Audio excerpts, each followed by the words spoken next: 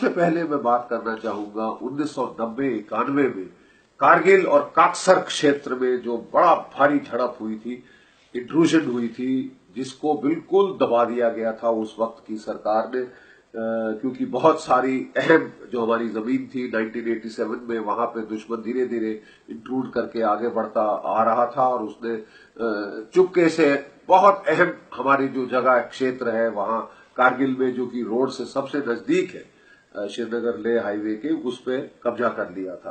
दुश्मन ने सारी हाइट्स पकड़ रखी थी। हमारी जो पहली पलटन गई 15 पंजाब, वो बिल्कुल उनके ठीक मार के नीचे थी।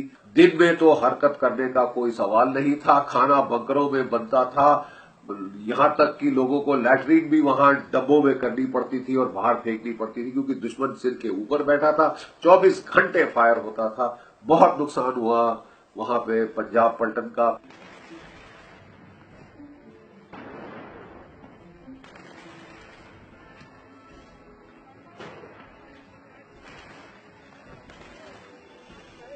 फिर उसके बाद महार पलटन आई, उनका भी काफी नुकसान हुआ। फिर हमारी पलटन को वहां लाके 2 साल पक्का हमको बोला कि हम टिक के रहेंगे वहां पे, और हमने वहां पे जवाबी कार्रवाई शुरू की थी पाकिस्तान की। मैं आपको एक छोटी सी कहानी सुनाता हूं कि वहां हमारा एक बीएसएफ का पोस्ट था।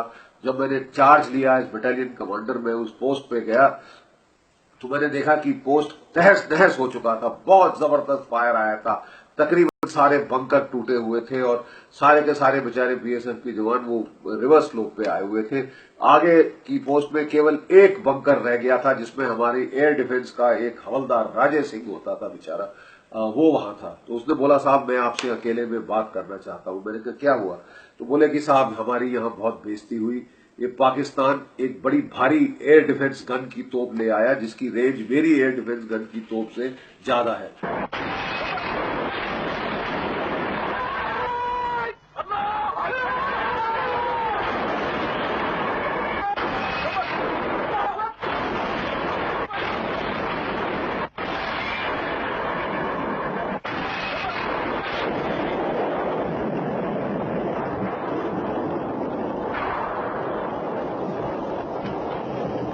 उसको रेंज के बाहर रखा और ताबड़तोड़ यहां पे फायर किया, और जो 100 यहां पे मट्टी के तेल के बैरल थे वो सब के सब जल गए।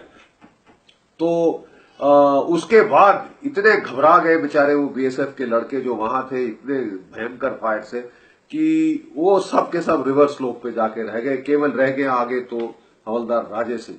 और उसने बोला साहब कि वो जो थे, उन्होंने फिर पाकिस्तानियों ने हमको अच्छी तरह मार लगा के अपनी नाक चढ़ाने के लिए वो अपने अपने बंकरों पे निकल आए और उन्होंने छत पे आके भंगड़ा किया कि अगर मां का दूध पिया है तो मार लो। और लोग इतने घबरा गए थे यहाँ पे कि किसी ने फायर नहीं किया। बोले साहब ये बहुत बेइज्जती हुई है और मेरी आपसे रिक्वेस्ट है, आप यहाँ सीओ के तौर पे आए हैं तो आपको इसका बदला लेना अनिवार्य है। ये कारगिल की शुरुआत थी। ये इंट्रूजन का पहला ट्रेलर था। बड़े अफसोस की बात कि उस वक्त की सरकार ने इसको बिल्कुल छुपा दिया, इसको बिल्कुल दबा दिया, दफना दिया कारपेट के नीचे। और रिजल्ट ये हुआ कि जब दूसरी बार